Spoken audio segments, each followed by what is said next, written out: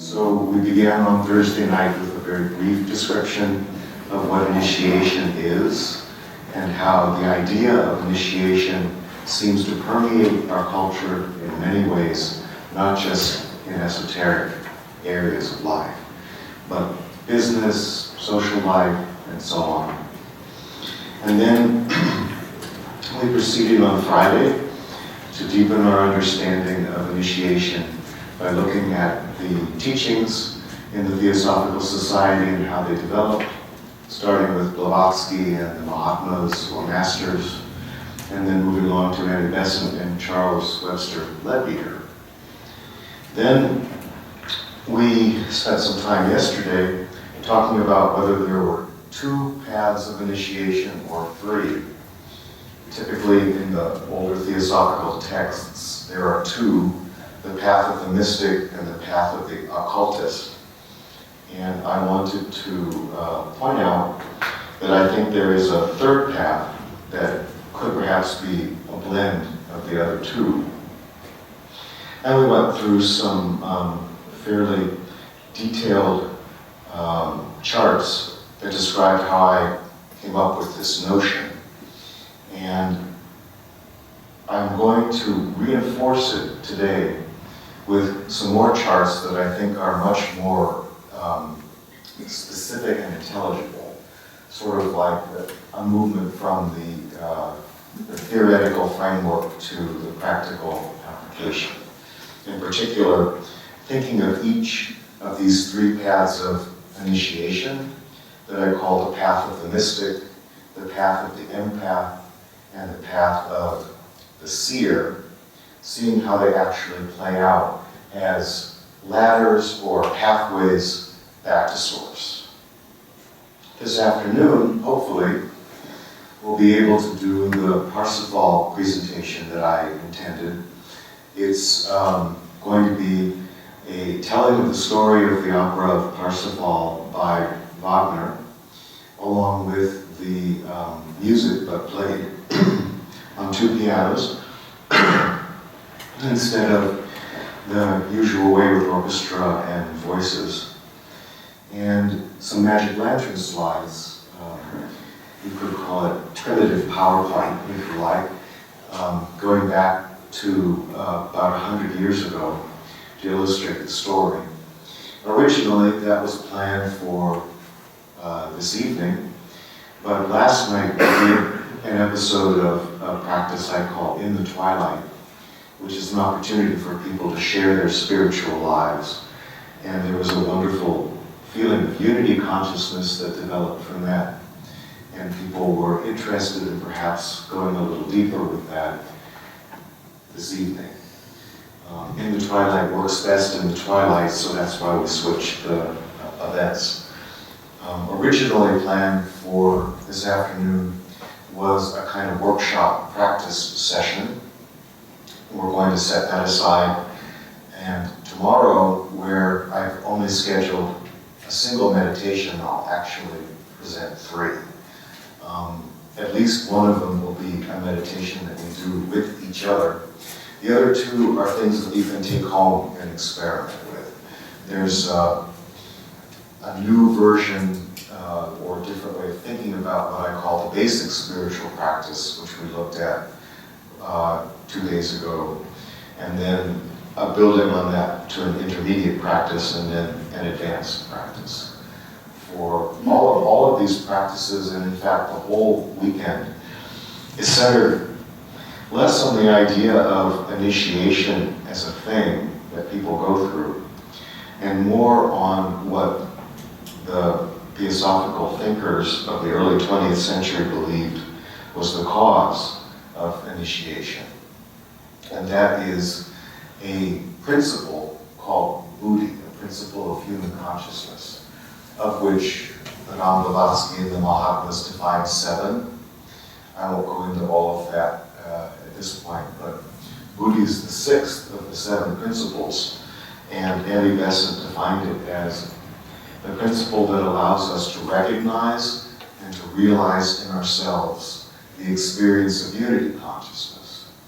So as will become clearer today and as I bring all the threads together tomorrow, we'll see that the development of unity consciousness is the essential thing, the essential practice that leads to experiences of expansions of consciousness and expansions of duties that we could be required to fulfill on behalf of the evolution of humanity or also of all life. And that the numbers and the degrees and the robes and insignia that go along with some traditions of initiation don't really matter that much. So initiation then, coming back to my title, is all of this pomp and circumstance, as it would be called. A very British word for all kinds of robes and medals and parades through the streets and so on. On the other hand, initiation then, I believe, is really not so much engaged with levels that involve spiritual status as responsibilities that are the result of expansions in consciousness that occur naturally and organically as we develop Buddhi, the principle of unity consciousness within ourselves.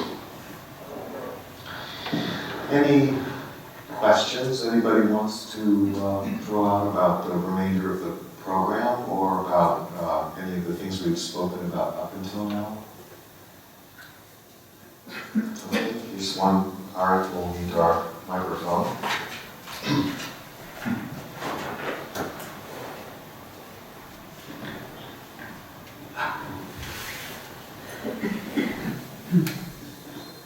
Thanks. Yesterday you spoke about a mix. Point it that way. A mixture. We discovered that it, To the left. that way. So, Yeah. Point it, the head of it that way. Yes, there you go. So. Yes. Yeah. Okay. Please, let's remember, all of us, Sorry. save our ears, that for some reason, if we orient the microphone head that way, somehow we're protected. Perhaps there's a spiritual teaching in that, but I haven't quite deciphered it yet. So I start again. Yesterday you talked about the combination of two of the types, empath mystic and mystic empath. And I don't know whether my notes are correct, because you said one of the two could be an energy healer and the other one is getting rid of delusions.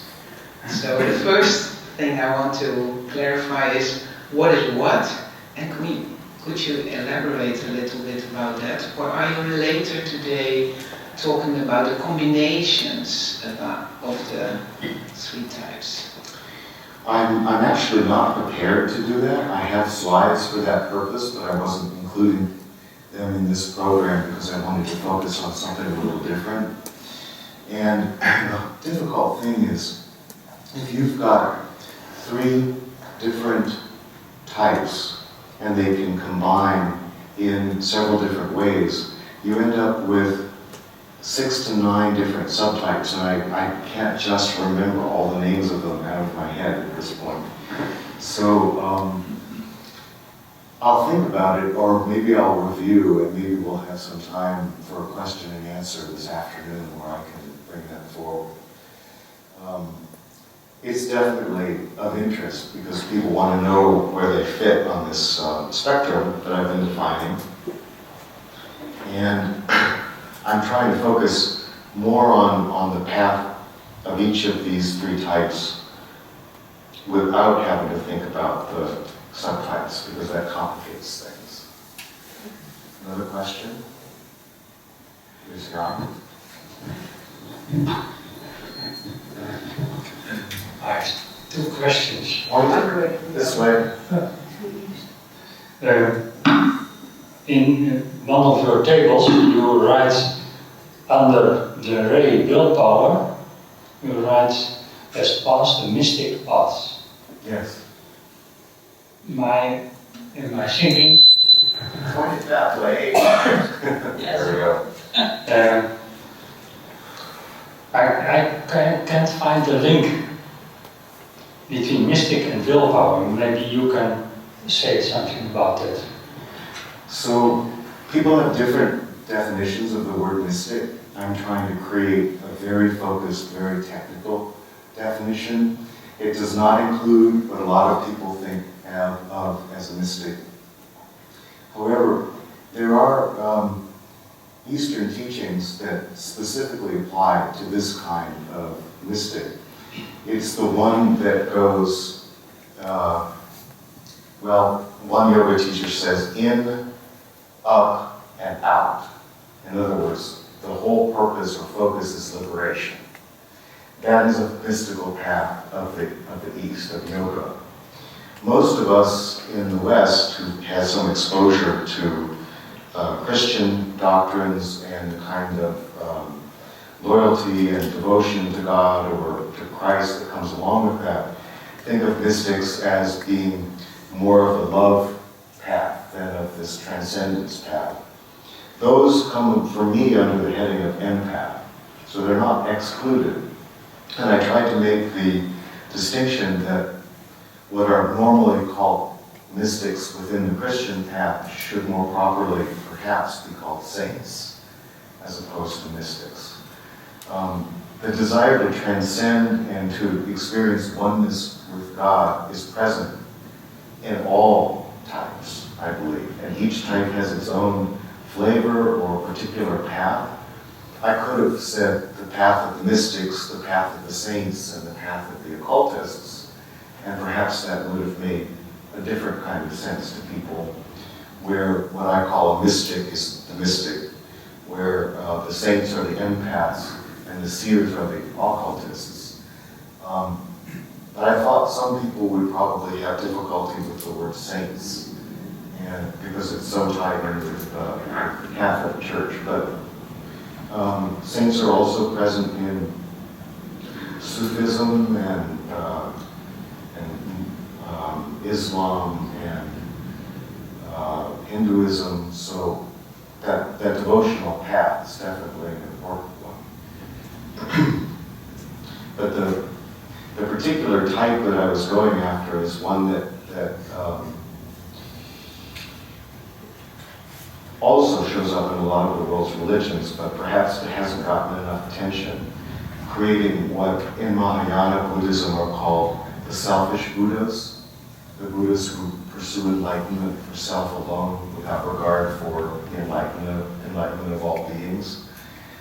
And then there are elements of Tantra in Hinduism and also in Buddhism, where the focus is so extremely on liberation that the rest of the world and the existence of other people doesn't really matter.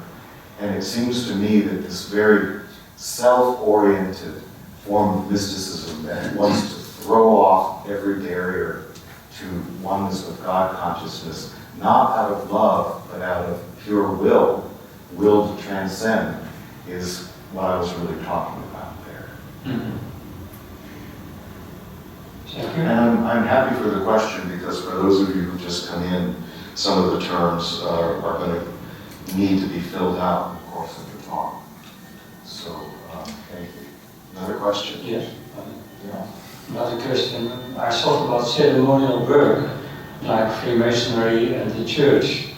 That belongs to the seventh ray. Yes. And in my view, a lot of willpower has to do with this. Mm-hmm. But the seventh ray is the first ray. So the first ray is the ray of will and power. I was talking about the theosophical concept that there are 7 rays which I consider paths back to source. They can also be considered the 7 ways in which the cosmos emanates from the absolute into the realm that we actually experience. The first 3 of the rays are the primary ways in which the cosmos emanates.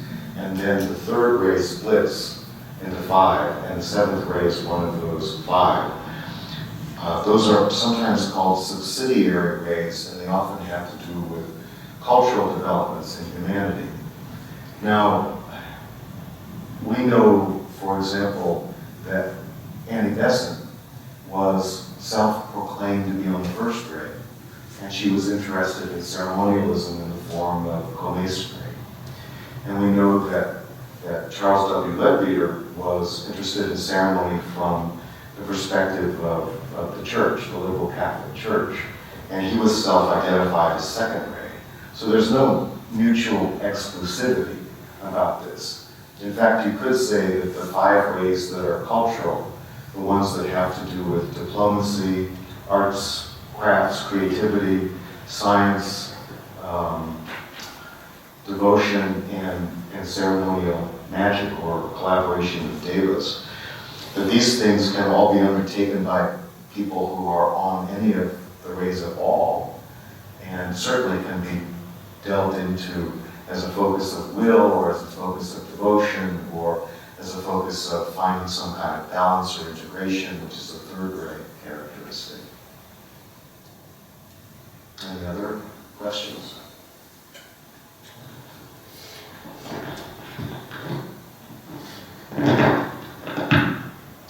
All right, let's dig in to our presentation.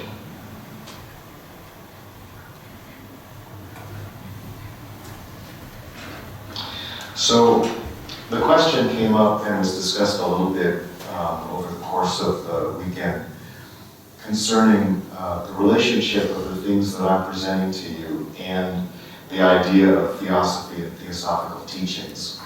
And I want to make a few points on that clear, because what I'm presenting is my own personal synthesis of what I've learned from theosophy.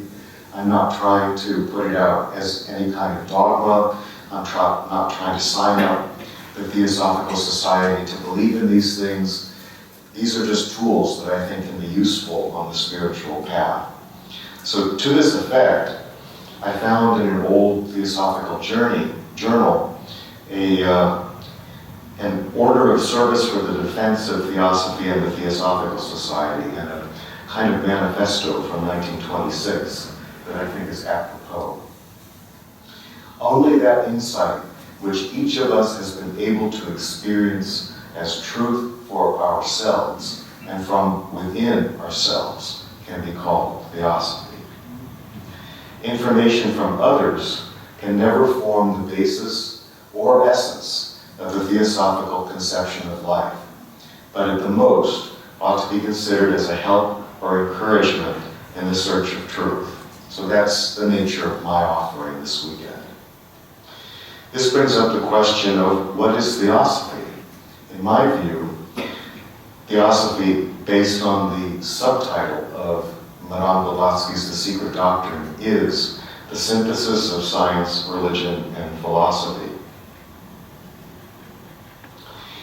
And we each create our own synthesis on our journey back to oneness with Source, that journey being the process of evolution that theosophy attempts to elucidate.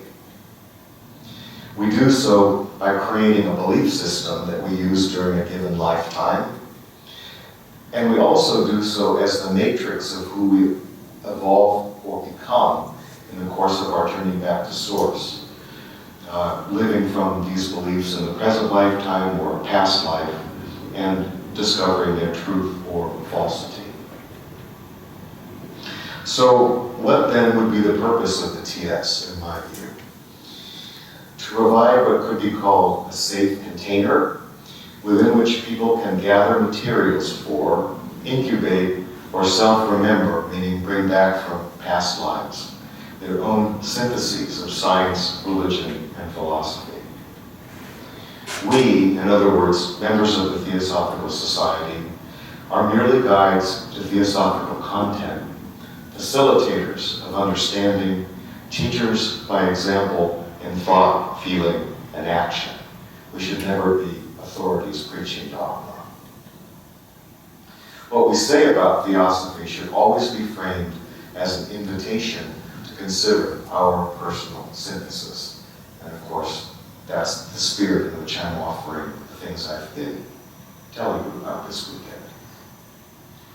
So, in almost every presentation I've done over the course of about 10 years since I started lecturing for the Theosophical Society, I bring up a quotation from a work of Annie Besant called Man and His Bodies from 1896. And essentially what she was describing at the end of the book was what it's like to be a superhuman spiritual master, as near as she could define that from her own inner guidance, experience, illumination, and so on. And I find that thinking about what I call the mind of the master as presented by Annie Besant is a very helpful way of orienting myself towards the work of being a theosophist or the work of theosophy. So I bring it up over and over again because the ultimate goal of initiation, I believe, is not becoming a master. It's living from the mind of a master. Now, I don't mean that you become attached to the mind of the master. I mean that you've realized in yourself a state of consciousness or a state of being that could be called spiritual mastery, and that's used in service of humanity and all beings. So this is exactly what Annie Besant describes here. And personally, I think on this many, many days of the year and try to keep myself true to it as possible, as much as possible. This is a little, the wording has changed a little bit to make it more contemporary because, of course, gendered language is used and other challenges, but essentially this is what Annie Besant said. The consciousness of the masters stretches itself out in any direction in which they send it, assimilates itself with any point to which they direct it, knows anything which they will to know, and all this in order that they may help perfectly, that there may be nothing that they cannot feel, nothing that they cannot foster, nothing that they cannot strengthen, nothing that they cannot aid in its evolution. To them, the whole world is one vast evolving whole, and their place in it is that of helpers of evolution. They are able to identify themselves with any step, and at that step, to give the aid that is needed. And I believe this is true on all three of the paths, and I'll be showing some of how this works itself out in coming slides. Can you please repeat it again? Because it went too fast, and I think this is so beautiful. We'll come back to it. I'll repeat these same slides later, but I can go through it once again. Just a moment.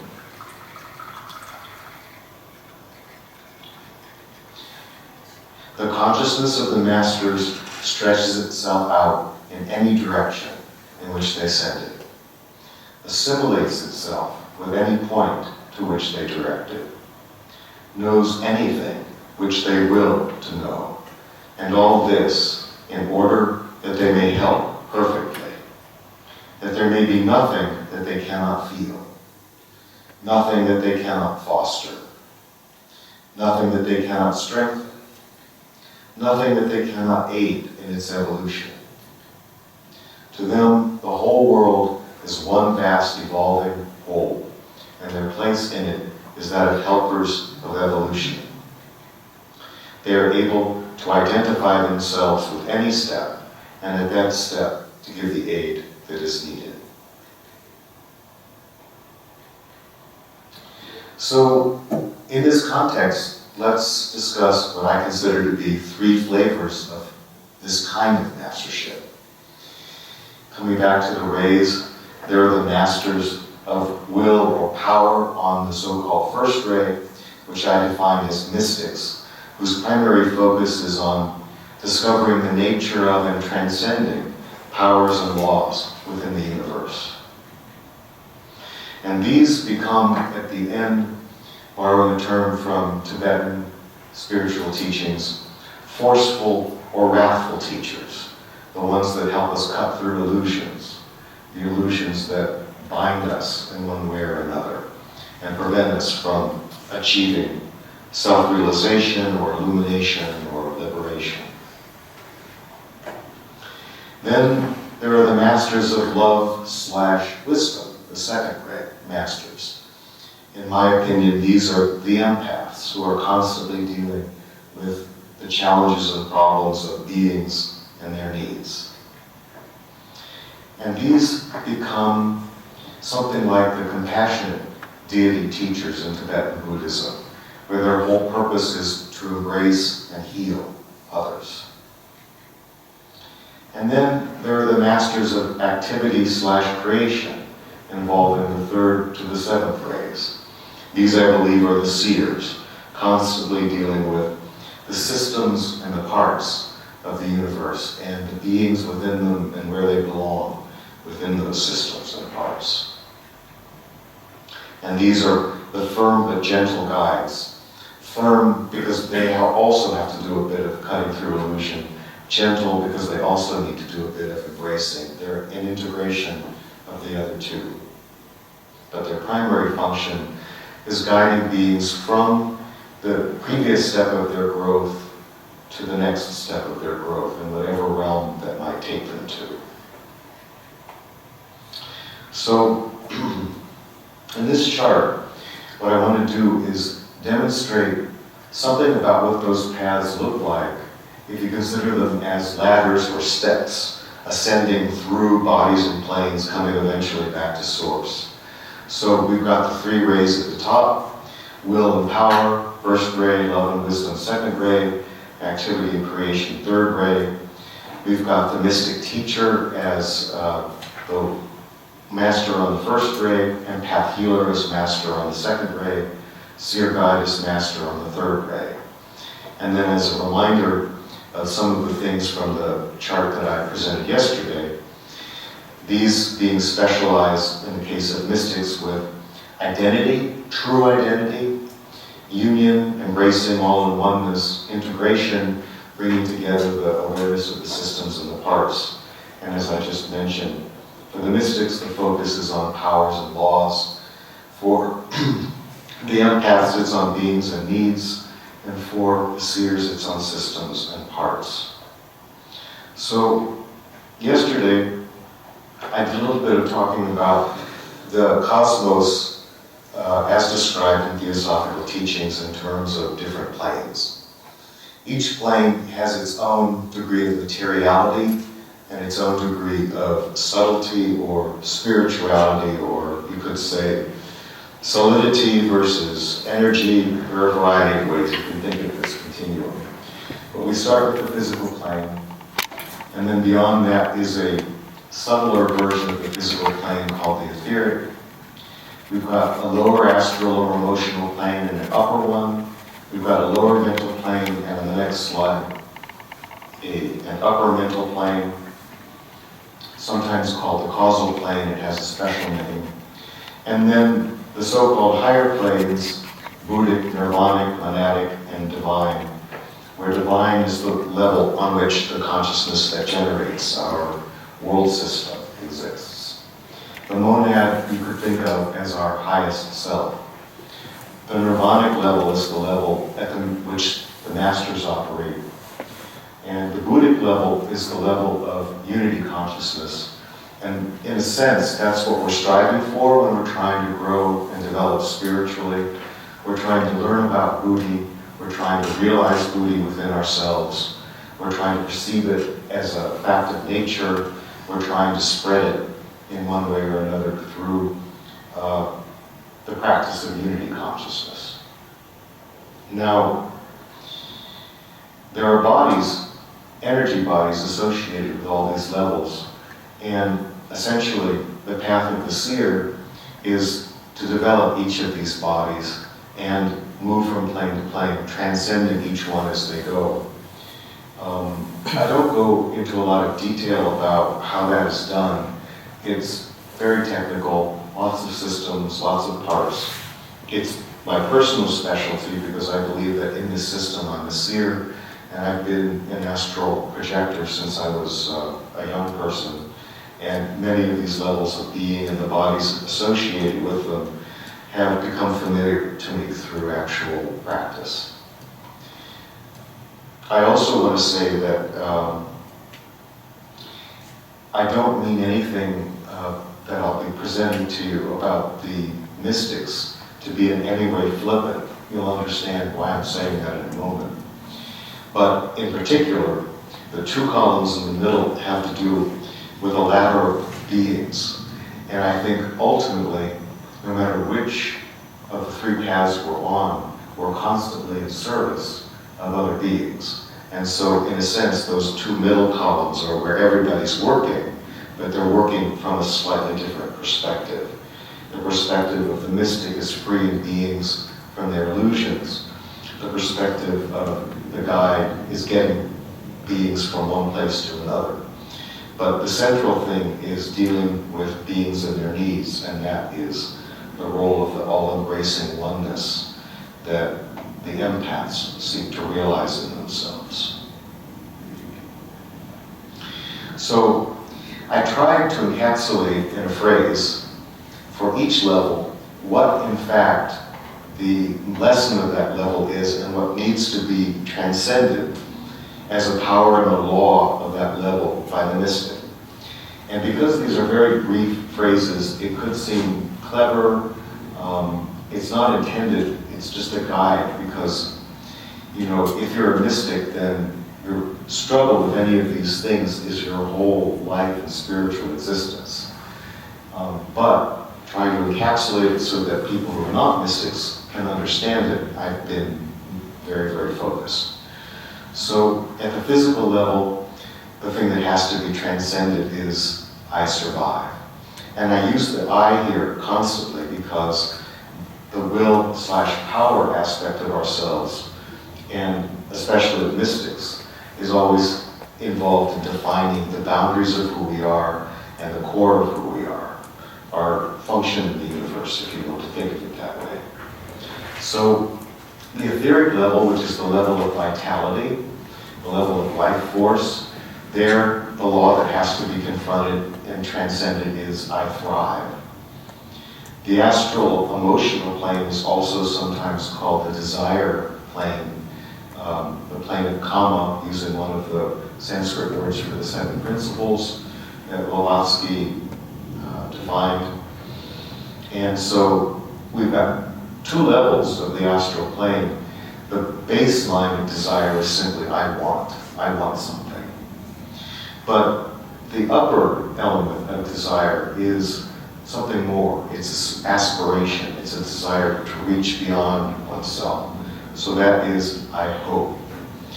And again, because the mystic is trying to throw off these ways of thinking as limitations, you have to understand the limitations of desire. Lots of yoga teachings are about that. But you won't find a lot of teachings about the limitations of hope. It's a very American thing to take bumper stickers and put them on your car. I don't think it's done so much here, but you can find them for sale everywhere. And there used to be one I frequently saw in my neighborhood years ago that said, ever since I gave up hope, things have been so much better. Now, you could view that two ways. You could view that as a very cynical statement, or you could view it as a very liberating statement, and that's the way I tend to view it. So, because you know, hope is an expectation of something, and it's not necessarily going to motivate you to take action. So, going on to the mental level of being, the mystics have to transcend the identification with the thinking mind. So that's what is represented by I think. And this is a very difficult path. Those of you who have done some reading about the three paths of yoga, there's bhakti, which is the devotional path. People are very familiar with that. There's karma yoga, which is the yoga of work and essentially of service. We're pretty familiar with that. And then there's this very ascetic path that has to do with knowledge. I'm lacking the name at the moment. It'll come back in a moment. Vijnana. Yes, thank you. That's essentially what's meant here by I think. And that path is a constant stripping away of all the levels in which the mind interferes with our perception of ultimate reality. So it's a very heroic quest to be a mystic, even if it seems selfish from outside. Okay, so continuing on this journey,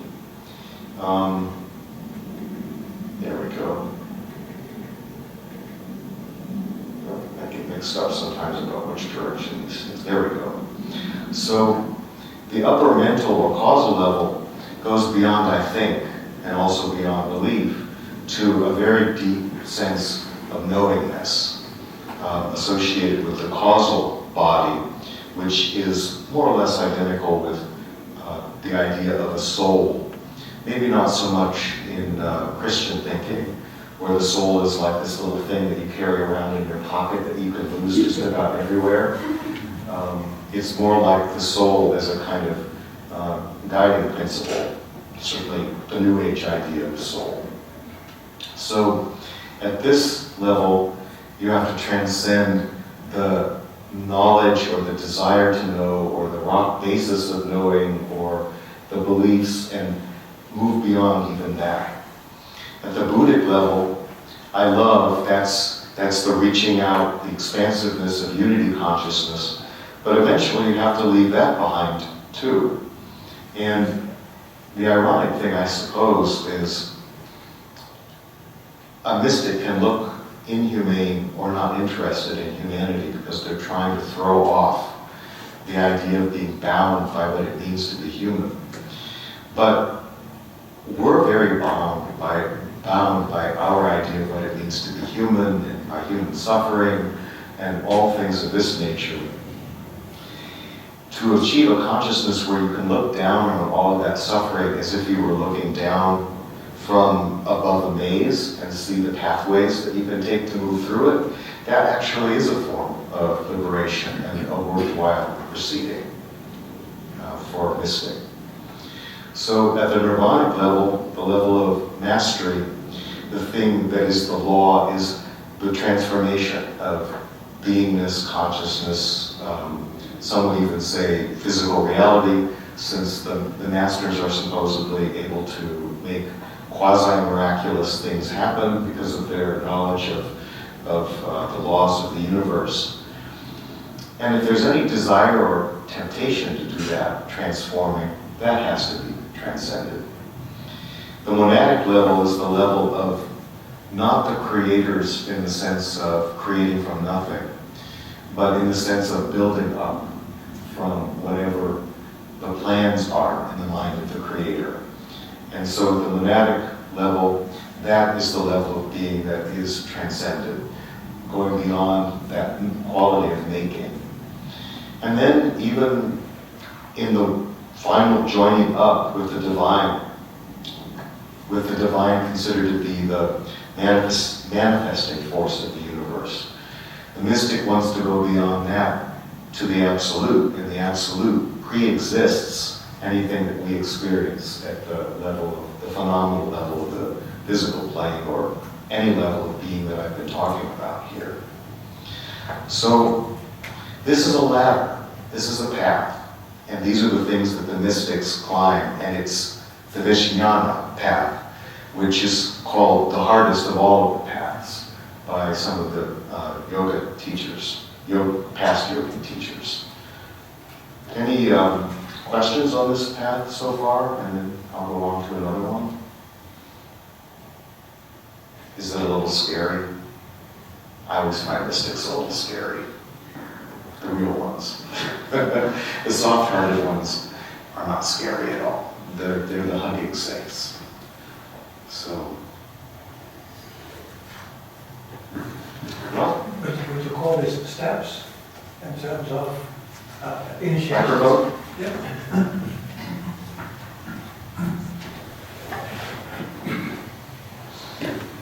Would you call these steps or even initiations of the mystics? Yeah, they're the stages that the mystic would go through. Each one represents the transcending of a level of consciousness and expansion into a higher level. That was pretty much Andy Besant's definition of initiation that we talked about a couple of days ago. And I want to say, named initiations that have images associated with them, like the Christian one that Andy Besant claimed, based on the idea of the birth of Christ consciousness or Buddhi within us being the first initiation, and then the different stages of the Christ story represent other initiations. I'm trying to get away from all of that because it's so easy to make up stories and create illusions about it. So if a mystic were to say to you, I'm at the stage of leaving behind the I love limitation, there's no particular spiritual status associated with that. And yet, it is definitely an achievement. It's more something that's recognized inwardly, I think. Another question? Yeah, maybe the mystics around would like to know more about it. Thank you. A strange thing came to me, and I'm sure you can clarify. Is this when you transcend? I love. Can it be transcending the bit, maybe hoping that only good things happen, only good outcomes? Is there a relation there? So this level of I love is the Buddhic I love, and so that's a much higher level than the desire level of love. Again, you see movies, you read novels. There's often a character who's got this obsession with liberation, breaking down all barriers, moving through, doesn't seem very humane or human, transcends love, is fatally attracted to a certain kind of woman, and it's a disaster of a relationship. We see this over and over again. And what I mean about transcending love here is not that story. Because there are many mistaken mystics, I believe. I've encountered a number of them where they're so obsessed with the idea of getting off the planet that they won't have a relationship because they're afraid they might have children, and that would create karmic entanglements, and then they'd have to come back again, and they don't want to have that experience. So, as far as the idea, I'm not quite clear about what you meant by only thinking good things. No, that only good things will come out of that love, like only caring. Okay, so what level of love are you talking about? I don't know. That's right. Obviously, you haven't transcended it.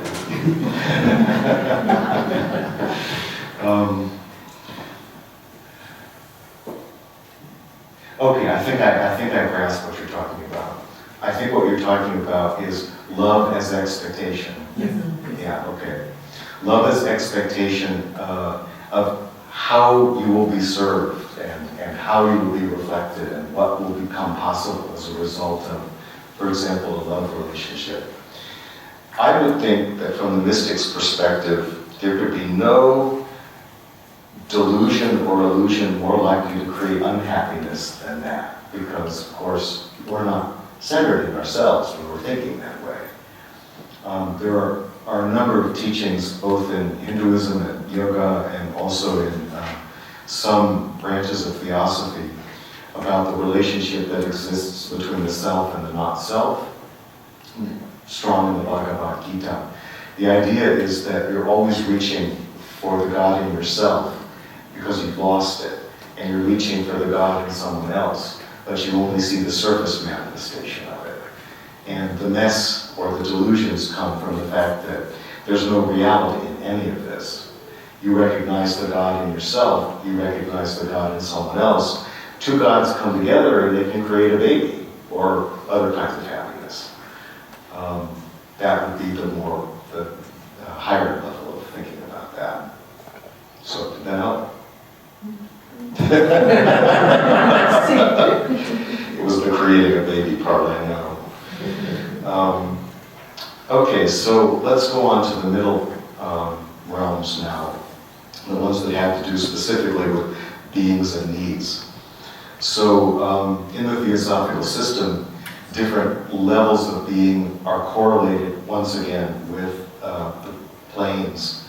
And so mineral consciousness, there's a belief in theosophy that atoms have consciousness, that the compounds or elements that are involved with atoms also have consciousness, The minerals that are made up of these compounds and elements have consciousness. And the highest development of the mineral consciousness is the gem or the crystal. So the idea is, what are the needs of the mineral realm? That's not something that we're used to thinking about. I know for myself that if I am given or thinking about giving to someone else a quartz crystal, I know it's been mined. It's probably been mined in Brazil. It's been broken off of what it would have considered its family. It was sent in who knows what sort of dark place, who knows how many thousands of miles by processes that were not human. Its natural organic mode of growth. And, you know, if there's a being inside of it, that being might need some healing before it'll be responsive to human consciousness. So once you start thinking about the ways empaths experience things, by considering consciousness in everything, whole realms of really interesting possibilities for exploration develop. The plant realm or the vegetable realm goes along with the etheric or the vitality aspect of reality. It's another manifestation of the physical plane. The animal goes along with the lower emotional, the I want, the desire aspect, even though it's in most animals not perceived by scientists anyway as anything but instinctual. There may be an element of will involved, because all beings are willing themselves to grow and expand and develop and at some level to evolve. And then you've got the human unevolved, who's completely dominated by, or freeing themselves from domination by desire, but dominated by hope and not very effectual perhaps in realizing it. I think we see people like this around us, and the idea for the empath is identify that level of being and then show up for it, to help it develop itself, to move beyond actionless hoping, for example. The evolved human is the next level. Probably most of our dealings involve evolved humans to varying degrees of evolvement. And then, still on this empath path, there are higher levels of development that we've talked about with Besant and Leadbeater. The probationers are the individuals who are starting to feel that there's a spiritual path that will take them beyond what it means to be an ordinary human being, and are in a sense put on probation or put on trial by the masters or some kind of higher spiritual teacher or initiate in order that they can get some training. And then we have what's called superhuman evolution.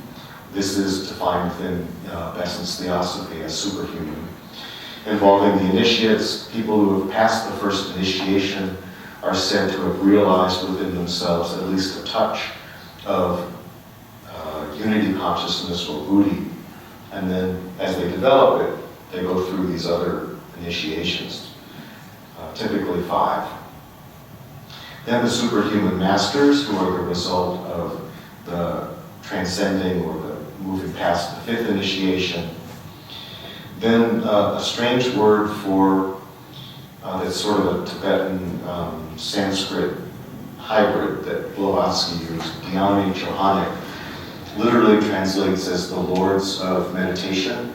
And these are considered to be the individuals at the highest level of the occult hierarchy that governs the evolution of the planet and corresponds with the monads. And then at the divine level, logoic refers to logos. The logos comes in 3 manifestations as a concept from Neoplatonism, and all of them are unified completely within the divine source of the 3 rays and the 3 types that we've been been talking about. So these are the levels that the person on the empath path will go through, but in order to do that, they'll be working with all the individuals that are in the column that's currently empty, and the arrow just refers to the fact that they're part of the love wisdom path. Remember, that's the path that is associated with beings and their needs. So at the survival level, we have not just human ghosts that may be showing up on the physical plane because they need something to help them move beyond, but we also have the lowest level of an evolution that runs parallel to human evolution that's called the Deva evolution, or Deva nature spirit evolution. These are non-physical beings that are involved with forces of nature and are also at higher levels of being involved in creation and sustaining of the realities that we experience through the different levels and planes. And eventually, human consciousness and Deva consciousness seem to come together. I'll talk about that in more detail in a moment. The Devas are never fully physically expressed. Generally speaking, you can see their workings on these lower levels of being, but human consciousness, most people, unless they're clairvoyant, can't perceive them. The elementals are the beings associated with earth, air, fire, and water by Paracelsus. So somehow ghosts and elementals may have the need to be embraced and healed, and a human on the empath path may be sensitive to those needs and may learn how to be a healer for them. Then, at the etheric level, we have what I call gray zone souls. The gray zone is a place that's not exactly physical and not exactly non-physical, a kind of nowhere land between this realm of the living and the realm of the dead. So-called lost souls that you hear about in some spiritualistic and New Age traditions have their dwelling there. And nature spirits that infuse the life of trees, flowers, and so on also operate at that level.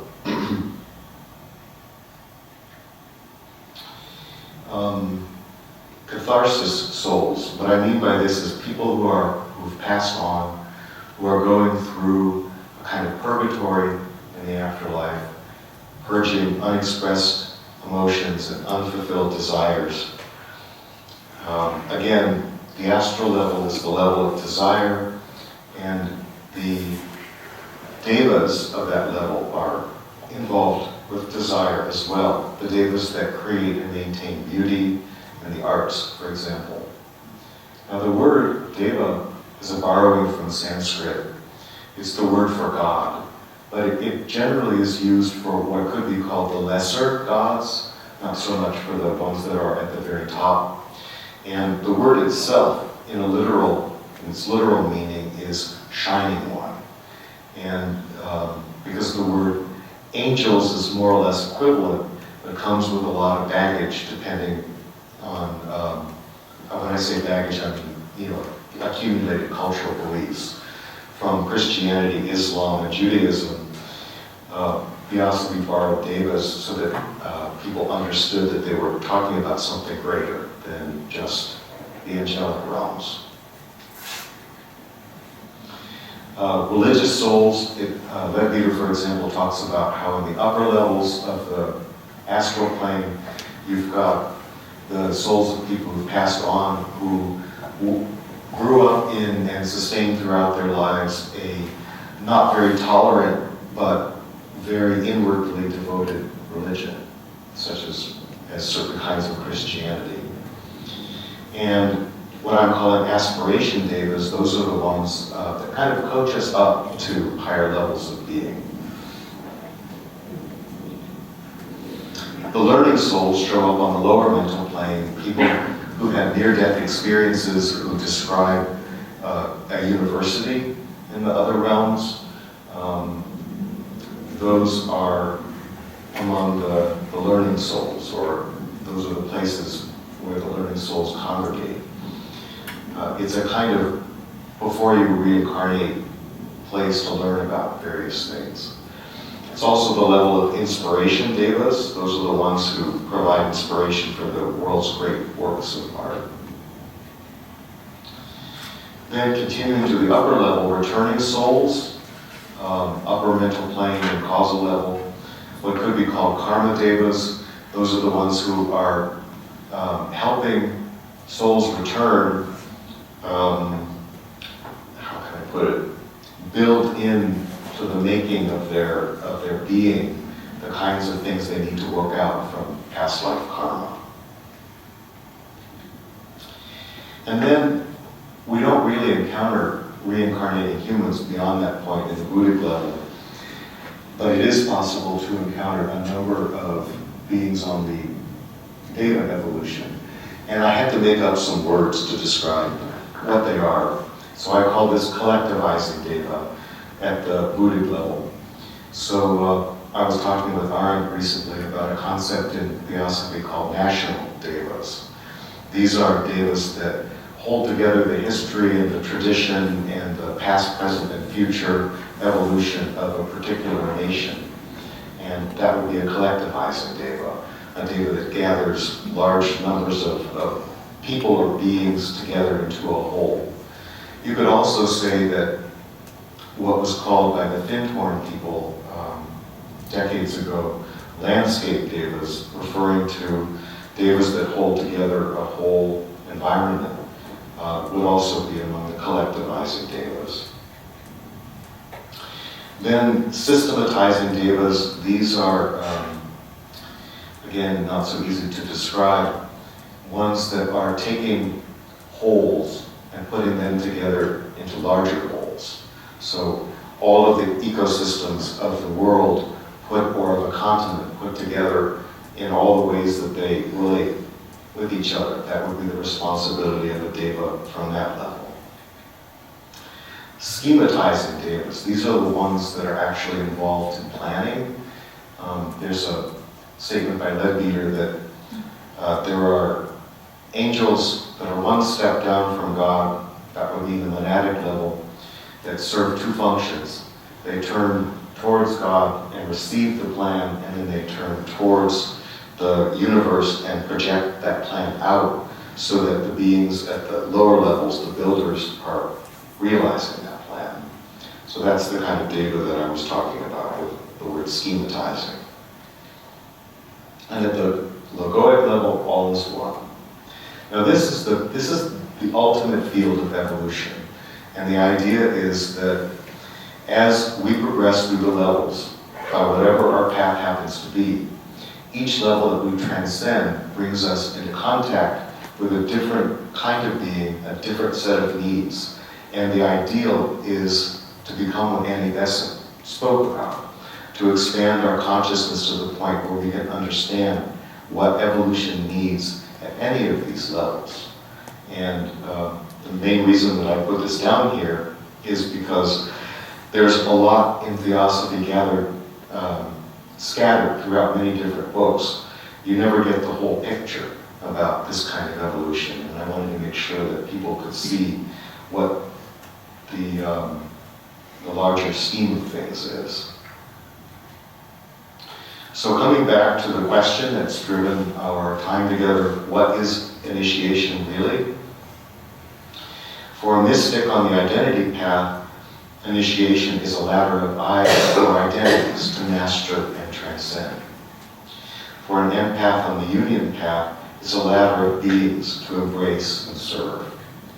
For the seer on the integration path, it's a ladder of bodies and realms to investigate and ascend, and also to guide individuals through. So with all this in mind, let's take another look at that statement by Annie Besant. It should have filled itself out, I think, in our consciousness quite a bit. The consciousness of the masters stretches itself out in any direction in which they send it. assimilates itself with any point to which they direct it, knows anything which they will to know, and all this in order that they may help perfectly, that there may be nothing that they cannot feel, nothing that they cannot foster, nothing that they cannot strengthen, nothing that they cannot aid in its evolution. To them, the whole world is one vast evolving whole, and their place in it is that of helpers of evolution. They are able to identify themselves with any step, and at that step, to give the aid that is needed. Now, I'm just going to say one more thing before we take our break. What I would like for people to take away from this quote is the idea that wherever we are, we encounter people. They're in need in some way. They may not be suffering in any identifiable way, or they may not be admitting that they're suffering, but they exist in a state of needfulness. And there may be a call, an inner call in us to respond to that in some way. Every time we do that, we're actually taking a step, and not just for ourselves, but also with them, closer to Source, closer to unity consciousness. That's the path of initiation. The names don't matter. So let's take a break for 25 minutes, come back at 11:30.